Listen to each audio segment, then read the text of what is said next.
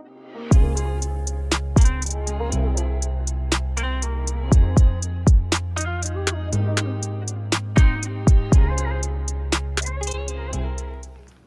guys, and welcome back to my channel. So today I wanted to do something a little different. Wanted to do a little chit chat, grown woman.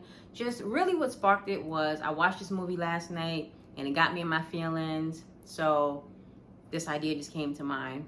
Maybe it will help some of you guys. Maybe, something I say will resonate with you.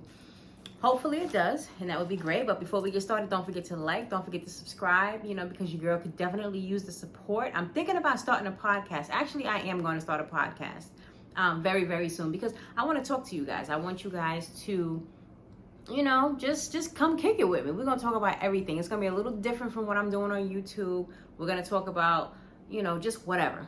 Current events, whatever's going on in the world. I'm really excited about it, so stay tuned for that. Just want to put that out there. So, the topic of today is people treating you like you don't exist, right? And that can have so many definitions. It can be workplace, it can be relationships, it can be friendships, it can be your children, it can be your parents, whatever the case may be, just when people treat you like you do not exist. So the first thing I want to talk about is something that a lot of people really don't know about me. Like my close people, my family, my friends, they obviously know. And it's about my son. So to start, I was a teen mom. I had my first child at the age of 19. It's not really, all that young, but it's not all that old either. So I give you a little bit of the backstory. I was dating a guy. He wanted kids. I didn't. We wound up pregnant, right? I was living with my grandparents at the time. And, I told my grandmother first, and the first thing out of her mouth was like, I showed her, well, let me backtrack. So I hid my whole pregnancy for like 8 months, right? And I know y'all probably thinking like, how the hell did you do that? Because like your stomach is going to show. It did show, but if you knew me back then, you would know I was a complete tomboy. So I used to wear like my father's clothes, which were like a size 2X. I was this big. I was like a 00. No, actually, yeah, I was about a 00. So I was really, really tiny. So I used to wear these huge baggy clothes. That was just my thing. And it wasn't because I was trying to hide the pregnancy. It was just, that was my thing. I loved dressing like that. So nobody really knew. I got away with it in school, and I got away with it at home. The only person in school who knew was Karen, my best friend, because we've been best friends literally since the 7th grade. So she knew what was going on. My father didn't know, even though later on he said he had like something, he thought something was going on because he was like, I was walking funny and just whatever, but he never said anything to me. So fast forward, hit it 8 months. That's when I finally, moved down to North Carolina. And I told my grandmother first because Karen took me to a hospital in Georgia, Grady. Now, I don't know if y'all familiar with Grady Hospital, but don't nobody want to go to Grady because people go in and they don't come out. Luckily, I was okay, but it's a hood hospital. Like, please be clear, right? So we went there, did the test, all that good stuff, got my paperwork, moved down to North Carolina, showed the paperwork to my grandmother, and the first thing out of her mouth was like, who's pregnant? And, I had to let her know what was going on. So she was like, well, you got to go tell your grandfather. So I let him know, and I was terrified. My grandfather was one of them people that he don't have to put his hands on you. All he got to do is open his mouth, and it's over. He had that really stern voice, but like he was the bestie growing up. He's obviously, passed away. He passed away in 2003, 2004. I know it's bad that I really don't remember, but there was just a lot going on in that period of my life. But yeah, so he was not happy. I don't know if my grandmother was ever, I'm not going to say happy because how can you be happy about a teen pregnancy? But she was not the confrontational type. She was not the type to make people, feel like shit. She just wasn't that type. She would support you no matter what you did, no matter how wrong you did things, how many times you did whatever wrong. She was just that person. So, she didn't show whatever she was really feeling. My grandfather, on the other hand, he would, but sometimes he would say it to your face and sometimes he didn't. So the one time that I heard him talking about the pregnancy, what he said was, I would never be good for anything but just opening up my legs. So, and that I'm not gonna say it kind of hurt. It definitely hurt because I was so much more than that, right? I got semi-decent grades, in school. Once I got older, they were a little bit better. But at the time of my pregnancy, I think I was probably working like maybe 2 jobs, might have been 3. Like I've never been a lazy person. You know, I've never really asked anybody for anything. I've always tried to be very, very independent, try to do things on my own, because I'm the type of person where I don't want you to throw shit back up in my face. So that's why I don't ask nobody for nothing, because that's the first thing. If you get in an argument with somebody, the first thing out of your mouth was, well, if it wasn't because of me, you couldn't do this and this. No, I don't move that way. I don't want nobody saying nothing to me. No. So whatever choices I make, bad or good, it's my choice, my decision. So if it messes up, then it just messes up. You can't say that, you know, you contributed to it, whatever. So when he said that, it really hurt me. Like, he didn't say it to me. He was talking to my grandmother, and I'm nosy, so I was eavesdropping. I overheard him say that, you know. And then, like, you know, my son was born and everything. And I guess it was determined. Well, I'm not gonna say I guess, it was. My son knows the full story. Like, he knows the truth. He knows what happened, everything like that. And we're super close now. And I'm so grateful to God for that, because he could have just been like, yo, I don't want to have no dealings with you. And you'll understand why as I go on. So I had him, everything like that. But it was determined between my family, not speaking to me, but it was determined by my family that my aunt and uncle would raise my son, like, as their own. And, you know, when they brought me to the table, it was kind of like an intervention type. Actually, it was an intervention type thing, you know, brought me over to the house or whatever. They all were there. My grandmother, my grandfather, my aunt, my uncle, and my father. My father was heated because he didn't even know I was pregnant. So he found out later. He was mad at me. He was mad at Karen because, you know, he was like, you didn't tell me she was pregnant. Like, how could you keep this from me? Da, da, da. Typical father. So I understand where he was coming from. So he was so heated that he was just standing in the kitchen. He couldn't even, like, come sit down at the table and just talk with the rest of the family. He wasn't about that. I understand that, whatever. So they had already decided that, you know, like I said, they were going to raise him, whatever. I thought it was like, oh, they're going to raise him and I would get him back once I got on my feet. You know, because as I said, I was 19. I was living with my grandparents. I had jobs and everything like that, but I didn't have my own apartment. I didn't have none of that kind of stuff, right? No savings, no none of that. So that was my interpretation of it. They explained it to me. No, he will never know who you are. And if you think about that, it's messed up. It's really messed up for a child to not know who their parents are when it's within a family. This was my biological aunt and uncle. This was my father's brother. So it was close knit. At the time, I was by myself. Like, I didn't know. I was not with the father anymore. I didn't know what to do. So I guess I went along with, I felt that I had no other choice, because nobody in my family came to me and was like, you can do this, Star. You got it. Like, we're going to support you. We're going to have your back. You know what I'm saying? Nobody did that. So I just went along with it, even though I did not agree with it. Right? So they had him. There's a lot of them disappearing. You know, I didn't know where he was a lot of the years. So when I did have, you know, contact with him and contact with the family, when I was around him, he knew who I was, but he didn't know me as his mom. He knew me as his cousin. So that's the way that it just literally remained. So then we fast forward to, he was about maybe, I think 12 or 13, maybe 14. I don't remember the exact year, but it was the year that the song came out. It was Drake, Fake Friends. So whatever year that was the year that my son found out that I was his mom. And it came out because my cousin, who you guys saw in the Halloween video, she got into an argument with my aunt, who was raising my son. And they got into like a physical brawl.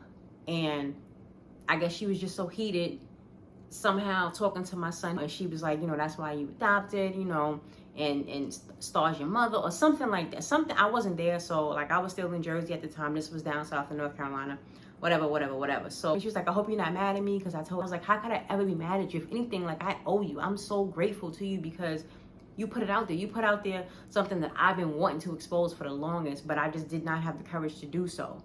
My reasons were valid, but still. So I texted him and I was like, yo, I heard what happened, da-da-da. And he was like, what are you talking about? And I was like, the fact that I'm your mother. And so I don't know if she actually told him that or if I was the one who told him that, but either way, I'm just glad that it finally came out and I was happy. And, you know, like I said, I thank God every day that this kid does not like hate me.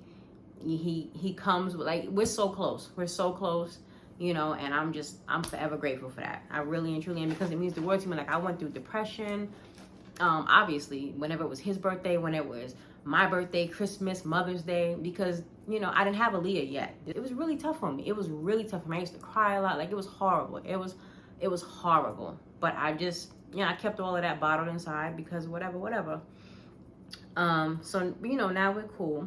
So that portion of the whole people treating you like you don't exist was, in my mind, because of, you know, my family. Because had they supported me, had they showed me, had they made me feel like I was somebody who existed and I had a reason for being on this earth, you know, things would have come out differently. I would have had my son. I would have had the support that I needed, you know, things like that. But my uncle, you know, thought one thing. I heard from my cousin, you know, that he said that I would never amount to anything. I would never be shit. You know, again, stuff like that hurts. And it sucks because, like, I was the first person in the family with a college degree, and now I have 2 master's degrees. So I was always gonna amount to something. I was always gonna be somebody. My mother did not name me Star for no reason, right? It's just people just couldn't see it for whatever reason, and it was just easier to. It's always easier to see the negative in somebody than to see the positive, or to see just anything outside of bad. It's so easy to see that. And, you know, people talk so much stuff about me, and they just never knew the real me. They were going off of what they saw on the outside. Like, oh, she has an attitude, she has this. A lot of people have attitudes, but I only have it if it's brought out. Like, if I'm feeling disrespected or whatever the case may be. And that's a sticky situation. Like, can you imagine being around your kid and your kid not knowing who the fuck you are? Like, do you understand that? Like, can you really, really internalize that? Me being around him, Christmases, all this kind of stuff. Can't be with him by myself for like 5 minutes because everybody gets mad paranoid that I'm gonna say something to him. So they come and they stand there and things like, just think about that for a second. So if I was ever a certain way, just, you know, you never know what a person is going through. You never know what a person is going through.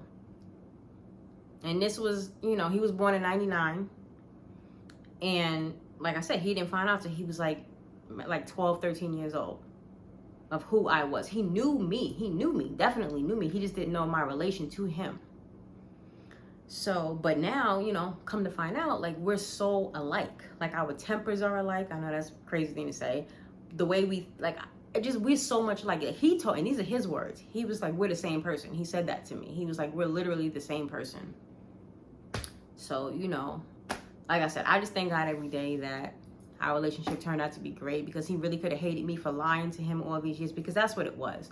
Even though I was scared and I chose not to tell him the truth, I did it because I didn't want to lose the little bit of contact that I had with him. That was my reasoning for doing it. It wasn't because I was trying to be slick. I was trying to move, you know, no, it was nothing like that. It was just, I wanted to still have access to him. And I know if I blew shit off or blew it up, you know, I would lose that.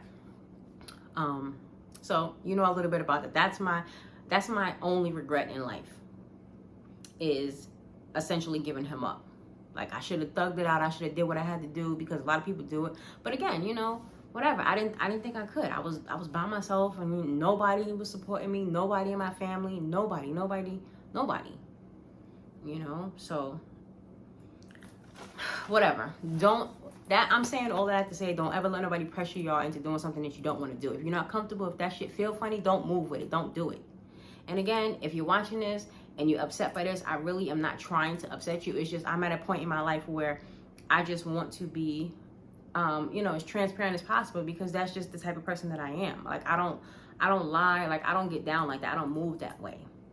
So, you know.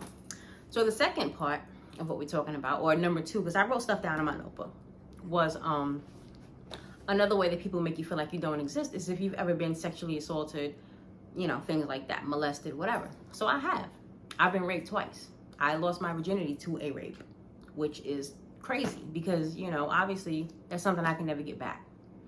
I knew the person on both occasions, and I mean, you know how rape goes. It's messed up. But it's, again, something I just kept bottled inside. Like, I didn't tell many people. My family knew, you know, things like that. My father found out years and years later. And he was upset that I didn't tell him. And my father, that's where I got my temper from, right? So I didn't tell him because, and it sounds stupid, but the reason I never told him is because on both occasions I was skipping school. So my thought process was, I'm gonna get my ass beat because I'm skipping school. So I ain't saying nothing. So I just kept it in. Karen knew. Again, my bestie, she knows everything. So she knew about it, you know. But it's something I had to just deal with. I had to swallow it, you know. And it made me feel like that's all I was good for. Just, it changes you. Like, it really changes you. Because you get to the point where you're like, somebody could actually do this. You know what I'm saying? Like, I don't know. Whatever. I don't know. I'm to the point now where I'm okay. Like, maybe if I'm watching a movie, if I'm watching TV or something, and I see somebody, like it's a rape scene or something like that. It used to be really bad where I used to just cry whenever I watch stuff like that on TV, because obviously it would take me back to that point in my life. But I've gotten better with it. You know, and I'm not gonna sit here and say, well, I don't put myself in them situations no more. I don't do it, because what the fuck does that mean? Like, there is no putting yourself in a situation. A woman should be able to go wherever she want to go, be with who she want to be with, and if she say no, that's the end of it. Period. I don't care who you with, where you are. I don't care if this has been your friend for 10 years. He can still flip on you. So don't get it twisted. Like, don't. And just fight. You know, fight so that does not happen to you. Whatever you got to do. And just tell somebody. Don't keep it bottled up. Tell somebody, because the mental effect that it has on you can be traumatizing, or it will be traumatizing, you know? And like I said, this changes you as a person, and that's just something that you can't undo. You can't change it. Like, my trust was broken, obviously, with men for a long time. It was just a lot of things. And then a portion of me was like, okay, well, I deserve it. Like, you know, that's another mindset that a lot of women have. They deserve it because maybe we dressed a certain way, or no, that shit is stupid. Nope, we can dress how we want to dress. We can go where we want to go, whatever. Don't put your hands on me. Don't touch me. If I tell you no, then that's just the end of it. It's a wrap. So, you know, I'm older now. And, you know, I thank God, again, that it just hasn't happened to me in a long time. And, you know, that's that. So, moving on. The third part is cheating. Cheating is something that people take so lightly. They're like, oh, if we're not married, it's not really considered cheating. That's a lie. If you are in a monogamous relationship, then you ain't supposed to be cheating on that person. I don't care if it's a woman doing it, a man doing it, whatever. But that is also a way that makes people feel like they don't exist, right? Like, you're just there. They could just do whatever they want to do to you. You're not a person. You don't have feelings. And I don't really understand the whole cheating aspect. And I say that because nobody's forcing you to be in a relationship. Nobody. Like, you stay single. Just stay single and do you. That's not against the law. You know what I'm saying? It's not in the Bible. Like, you good. Stay single and do what you want to do. I need a sip because, you know, I'm parched. But people don't understand the traumatic effect that it has on a person when they're cheated on. It's bigger than just like, oh, you know, I'm a kid in high school and just whatever. People think that because you're in high school, you don't have feelings. No, you feel the same thing. You do. You feel the same thing that adults feel. And for teenagers, because they think that this is their world, to them, it's over. Like, it's completely over. And, you know, us as older adults and older parents, like, we have to really understand that we got to put ourselves in their shoes and realize that, yo, we was their same age. We went through that. And at that point, we thought our life was over. We thought we would never love again, or this or this. We obviously know that that's not the case. Like, it changes as you get older and yada, yada, yada. But at that moment, you got to, like, just, you know, empathize a little bit. But when you become an adult, it's kind of like, why are you still doing this? Why? You know, I've literally been cheated on by every single guy that I was with. Every single one. Every single. And I'm not talking about, you know, little dudes that you just went on a couple of dates with. I'm talking about actual relationships. Every single one I have been cheated on. And people say, you know, it has nothing to do with what the woman looks like. She could be the baddest bitch walking. It does not matter. It has nothing to do with looks. That's not why men cheat. Typically, men cheat for a few reasons. Very few. They not getting whatever they want to get at home, or they just want some new stuff. That's really it. It's really only two reasons. That's it. Men are very simple that way. You know, women cheat because it's more emotional. You know what I'm saying? I'm not blaming men. I'm not bashing men. Women do it just as much. But it's not called for. If you can't be faithful to the person that you're with, then just don't be with that person, and it's fine. Like, nobody's gonna judge you because you out here 35, 40 and you still single. Maybe it's for a reason. Maybe you know that, yo, I'm not the couple type. Like, I'm not the monogamous type, and I respect that, right? Like, I really respect that. What I don't respect is people who fight for you and want to be with you, you know, beg you and things like that, and then they just dog you out. Like, what's the point in that? It doesn't make any sense. It's stupid. Stop doing it. My next point, well, this kind of like ties into two, and it's only because, you know, in case you don't know, I'm from New York, born and raised, and, you know, I saw a lot of homeless people, you know, and people think, oh, that can never be me, you know, like no, stop, because we all one paycheck away from, you know, being that way, right? I've been homeless before. I was evicted. The very first time that I was evicted was, I was in high school, I believe it was. And I got off the school bus and I was walking to my house, like with my friends, and all my shit was outside on the front lawn. Like, literally.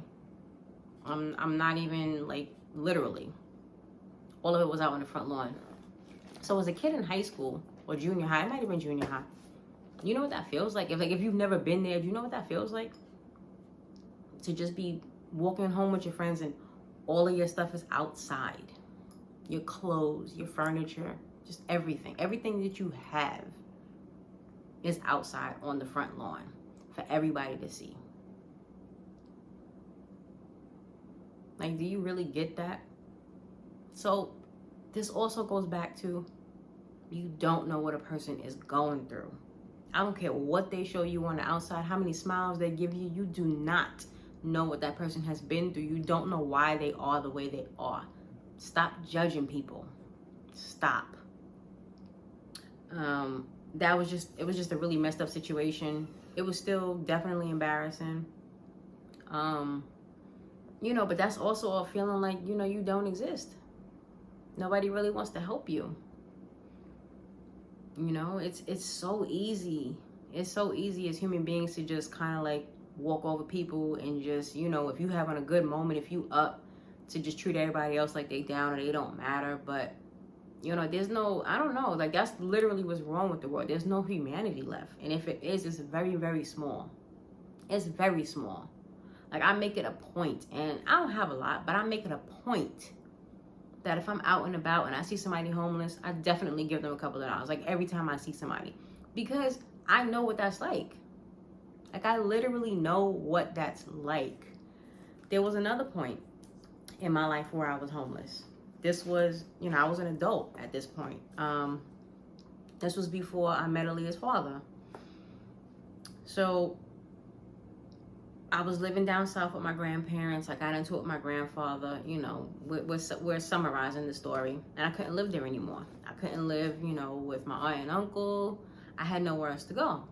So me and my mother, who never really had a really solid relationship for various reasons. I may get into that, I may not. But we just never really had a solid relationship. I found her. And this was like after years. And, you know, I told her what was going on, and I was like, you know, I need a place to live. And she was like, well, you're my daughter. Of course, I'm not going to turn you down. So that's when I came back to New York. And that was I think that was in 2020. Yeah, that was in 2020 because I turned 21 back in New York. So that was in 2020. And, you know, we was cool for a minute. But me and my mother are so much alike. Like, tempered, like everything. Again, if you know me, you know. We too much alike. And people who are alike don't mesh well. Like, they do not get along well. So we was cool for a little minute, then we got into it. You know, like, we're good now. You know, we know our boundaries with each other, so we know what to do and what not to do, what to say, what not to say. We're definitely much better now, you know. But we got into that fight, and the next day, it was either the next day or the day after, I came home. I don't know if I was at work, if I was just shopping on Steinway or Junction Boulevard. I don't know. But anyway, I came home and there was a note basically telling me, yo, you gotta go. Long story short, you gotta go. So I was like, damn, I'm homeless again. I had nowhere to go. Again. And this was 20. So, what did I do? I think, I'm trying to think, because this was a minute ago. So I think I went, I may have looked and found, yeah, I found some homegirl. I don't know if it was an ad in the paper. I don't know. But whatever. I wound up roommating with this chick. And, you know, she had an apartment. She gave me her bedroom. So I was paying her and I was staying there. No, actually, no. Stop. Let me go back. I was working at, I think, a dental office. That's what it was. And either one of the girls that was at the dental office with me or one of her friends was like, yo, you can stay with me. But she didn't have a room for me to stay in. So I slept on her floor. You know, she had a lot of cats and stuff. So I was just like, oh, I gotta, you know, like this gotta change. It's gotta change. We can't keep doing this. Can't. But so I stayed there for a little minute, maybe a couple of months, something like that. And then that's when I found out about the other girl that I was staying with. And she was the one who gave me her room, you know, and I paid her and I was staying there and things like that. You know, and that's when I met Aaliyah's father. You know, we dated, everything like that. Aaliyah came, boom, boom, boom. And then I think that particular roommate, she wound up getting a boyfriend. And so he was over there all the time. He was cool. But you know how it is when you become a couple and you get all booed up and everything. You just want people to leave. You don't want nobody in your space. So out of nowhere, she was just like bickering. It was like all the time. We was just, you know, butting heads. And I was like, where's all this coming from? Like, she was not like this when she was single and it was just me. Right? Like, we would always go out to the club and just, I don't know, like, whatever. I don't know, whatever. She changed when she got her boo. Fine. You want to act like that? You want to act like that. Long story short, again, I was homeless. So at this point, what I wound up doing was I was staying in Harlem at the time. And as weird as it sounds, like there was a local guy. I'll just leave it at that. There was a local guy, you know, neighborhood guy. You know, if y'all from the hood, y'all know what that is. And he was real cool with me. Like, he always made sure I was good. Never tried anything. Super, super respectful. Like, just solid. And he was like, yo, you can stay. You can stay with me as long as you want to, whatever you got to do. So, of course, it's either that or literally be on the street. Like, literally. So, you know, I did that. And he never tried anything. He took care of me. He made sure everything was straight. You know, whatever. And then, you know, fast forward, I wound up moving in with Aaliyah's father. Stayed there for a minute. You know, stayed there as long as we could, but it was just a lot. It was just a lot over there, and we'll just leave it at that. So we finally got our own spot, and I just couldn't be more happy. We moved out to Jersey with no money to our name, basically, literally just the money to get the place, but it was just so amazing, so comforting, and, you know, because it was ours. Nobody could take it from us, and, you know, we ain't had to worry. Like, it was dope. It was dope. If you know, you know. Like, when you get that first spot and you secure and you feel secure, you finally feel like you exist, right? So we was cool, things like that. So next topic. Well, it's like my mom and my dad's upbringing. That's so much. That's so heavy, right? Because I didn't grow up with my mom at all. It was a lot of stuff that went down, and I was essentially, like, how do I word this? Like, I was essentially taken away from her. I believe it was at the age of 3. And, you know, there was like visitation rights because her and my father wasn't together and da-da-da-da-da. So I didn't grow up with a mom. I grew up with a lot of replacement moms. I'm not going to call them stepmoms because my father was never married to any of them. He was married to one, and she just was not popping. I thought she was, but she wasn't. And So I grew up with my father and my father's side of the family. My mother's side of the family, I guess you can consider me the black sheep, but I think I'm like the black sheep on both sides. I don't really know. You know, I talk to my cousins on my mom's side, you know, some of them, but we don't have that closeness because I didn't grow up with them. You know what I'm saying? I just didn't. My father's side, I definitely did. But my father was just very temperamental. Like, very, very temperamental, you know. But we cool. We cool. We cool now. So, you know, that's my heart. Regardless of whatever happened between me and my pops, that's my heart. Period. So I know you're gonna watch this. Like, I love you. I don't blame you. It's your fault I got a temper. I'm gonna say that. It's definitely your fault I got a temper. But all his kids got a temper. We just like that. And my mom, I know you're gonna watch this too. I don't blame you. I love you too, girl. We all cool now. You know, everything is squashed. Everything is just, it's too old to just like sit and keep dwelling on it. But I will say, you know, yeah, I felt like I didn't exist because I didn't have a mom growing up. I didn't. Like, all my friends did. You know, my mom this, my mom that, and I couldn't say that. You know what I'm saying? I couldn't say that. But the thing about it was, I never blamed her. I never wanted to blame her. Like, I used to take up for her so much. I used to like take up for her to the point where me and my father used to get into arguments about her because you couldn't say nothing bad about my mom to me. I don't give a shit what happened. Like, you couldn't say nothing bad about her because to me, that was my mother. I don't care. So me and my father used to get into it all the time. You know, I remember this one time, and I was just talking about this recently. This one time, I don't know if it was for a birthday or if it was just for GP purposes, but she sent me a box of like clothes and sneakers and just, you know, knickknacks and stuff like that. And again, because I wasn't living with her and I didn't have her, that meant so much to me. I was so happy about that. But my father was pissed because everything in that box was hand-me-downs. You know, I didn't come from a lot, right? I wasn't rich. I didn't have a silver spoon in my mouth. My mother wasn't rich. She didn't have a silver spoon in her mouth. So I didn't care that, you know, majority of the stuff was hand-me-downs. I didn't. I cared because my mother sent it to me. And to me, y'all about to make me cry. Girl, bye. Anyway, my mother sent it to me.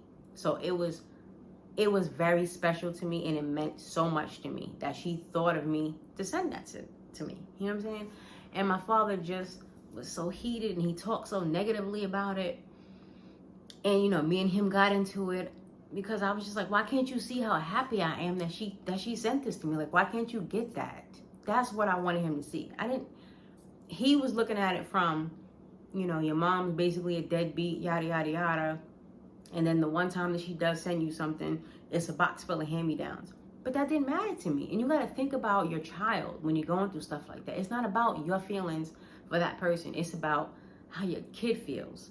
And me as the kid, I was ecstatic about it. Like, I loved that because it told me that, yo, she does still love you. She still is here for you. You know what I'm saying? She don't have a lot, but she's giving you what she got. And that's all that mattered to me. I didn't care. I'm not a materialistic person. And anybody that knows me knows I rock that way. Like, I'm not a materialistic person. I'm a more of a person who, I want you to put thought into stuff that you give me. That's what I'm about. I don't care about name brands. And I can buy that kind of stuff myself. But if you give me something, it needs to be special. You know what I'm saying? So I remember that. I think it was a pair of like, I don't know if it was Levi's jeans, whatever. It was a pair of light blue jeans, and I wore them shits probably like every day. Why? Because my mother sent it to me. And then it was a pair of Fila sneakers in there. I wore those to the ground. Why? Because my mother sent them to me. You know, it meant something to me. Like, it meant everything to me. It really and truly did. And so I don't know if you ever knew that, Ma, but now you know. That box meant everything in the world to me. So yeah. So whatever, fast forward, you know, I guess I get that sentimental side from my mother and my grandmother, stuff like that. My father, on the other hand, he's sentimental too, but my father is just very, he's almost like Ike Turner, like real talk, and not even try to be funny. But I don't know, whatever. But my father's the GOAT. Like, I love him so much. I do. I love him so much. I'll do anything for him. I really would. Anything in the world I would do for him. And I know he would do it for me. Because he didn't have to be there. You know?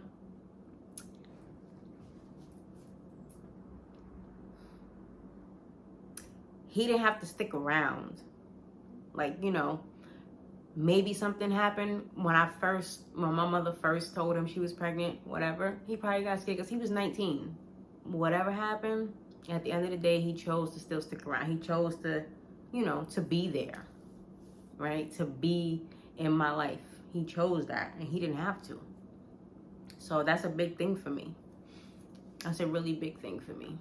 And, you know, I always say this, whenever I hit the lotto, you coming up. Everybody. Like, I'm just that person. So, yeah. So, moving on, right? Because this is too much for me. Being bullied. That's another part of, you know, feeling like you're worthless. I was definitely bullied. I was absolutely bullied. This was around the same time that we was evicted from that house when I was living with my father. You know, I was bullied by a boy and a girl. 2 different times, 2 different time periods. And I just didn't understand it. Like, and back then I couldn't fight. You know, and I still don't really fight, but now I know how to, like, defend myself. Like, we going there. I might not win all the time, but I'm for damn sure gonna give you a run for your money. But back then, I didn't know how to fight because I never gotten into a fight. That wasn't my life. Like, I fought maybe just, like, playing around with my friends or something like that. But, like, actual fight, I was never that kid. I think the one and only fight that I got into when I was a kid, I think I was in, like, 1st grade or something like that. Shout out to PS37, Queens. And I cracked her head over the fire hydrant. Now, before you judge me, you know, it was an accident. It was an accident. She put her hands on me, and I think I, like, punched her and I pushed her. And she just happened to, you know, to hit that. Don't put your hands on me. That's my thing. Don't touch me. You can say what you want to say. I don't care, because it's just words. But when you put your hands on me, I'm going to react. And however I react is however I react. And that's just the bottom line. So yeah, I was, like, you know, riding the school bus with these people, with the bullies, because that was the only way I could get home. They used to throw stuff at me. They used to hit me. And, like, the chick, I ain't gonna say her name. Anyway, the chick, she used to be like, why don't you fight me? She would dead ass ask me that. And I'm not gonna sit here and say, because I can't fight. Like, I'm not gonna tell you that. Oh, but I did get beat up by this one big girl one time. But that was because, you know how school buses are, and I used to always sit in the back because that's where it's fun at. She got on top of me and was just, like, power driving me. Where am I going? You know how small it is in between them seats in the school bus. And I'm talking about a big girl. This is no shade to big people whatsoever, because I don't care. But you see the size I am now, reduce that by half. Okay, when I was in school, and you got a girl that's, you know, huge, like huge, and she was on top of me, like physically laying on top of me, power driving me. Ain't no way I could go. So all I took it. I ate up every punch. She ain't hit the face though. She ain't hit the face, so we good, because we blocked that. We're not messing up that face. We're not doing it. There was nothing I can do with that situation. Whatever. Okay, fine. The other chick, I don't know what her issue was with me. I don't, because I'm a person that I stick to my crowd. I stick to my circle. You in my circle, we good. I don't really, like, I got a big personality. I'm definitely an extrovert. I'm not shy whatsoever. But I don't mess with nobody. I'm not one of them people. I don't mess with you unless you mess with me. If you don't bother me, then I ain't gonna bother you. And then the boy that bullied me, you know, he used to, like, literally push me down to the ground and stuff like that. He was the guy that wound up raping me on my first time, my virginity. It was the same guy. So I don't know. I mean, I guess, you know, that old thing, like, you know, guys picking on you, they like you, whatever. But I don't like that. And let me tell you, girls don't like that. We don't like getting picked on. We don't like that. We don't. Like, we had essentially squashed it at some point, and we was cool, we were friends. And then he turned around and he did that to me. So, whatever. You know, whatever. So, and then the last part that I want to discuss is just when you feel like you're worthless. Like, you don't mean anything to anybody, to the world. That's not true. It's so not true. Like, I don't care who you are, what you're going through, you know, what you did, because none of us are saints. None of us. You're not worthless. I promise you. I'm not worthless. I know I'm not worthless. I know I have a purpose here. I know God made me special for a reason. He made me the way that I am for a reason. And I embody that every single day. And I want y'all to do the exact same thing. Like, you're not worthless. I promise you not. You may feel like, you know, I'm the only person going through whatever I'm going through. You might not have no money. You might not have, you know, you might not have friends. You might not have a good relationship with your family. But you're not worthless, despite what anybody says. Fuck them. Respectfully. Respectfully. You know, if somebody's not doing you good, then they're doing you bad. And you need to remove them from your life. And that's just the bottom line. I am about giving people chances to redeem themselves. Absolutely. Because you know what? Nobody's perfect, like I said. So give somebody an opportunity to you know, make amends. Yes. Absolutely do that. But just try not to lose yourself in the process. Right? Never feel like you're worthless. Never feel like you don't matter. Don't feel like you're never going to amount to anything, regardless of what somebody says. Prove them wrong. And maybe that's why I always go so hard for the things in my life. Because I guess I'm subconsciously trying to prove a point to everybody that ever said you wasn't going to amount to nothing.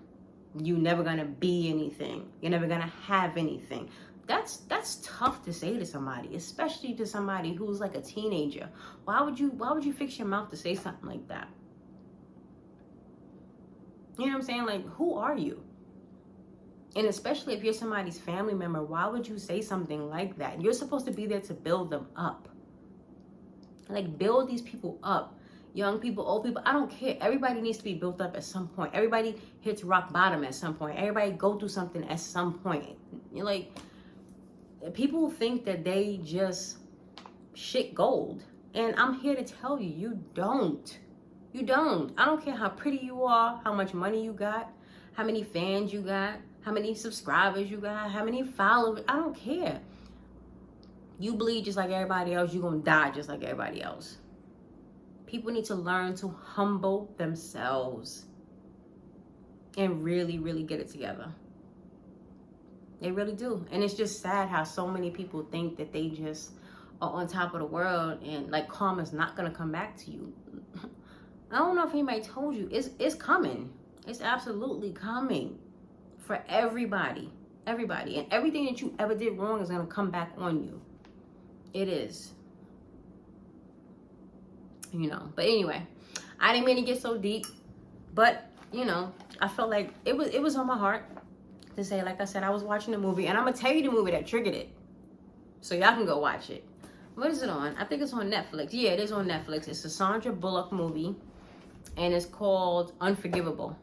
I believe that's what it was.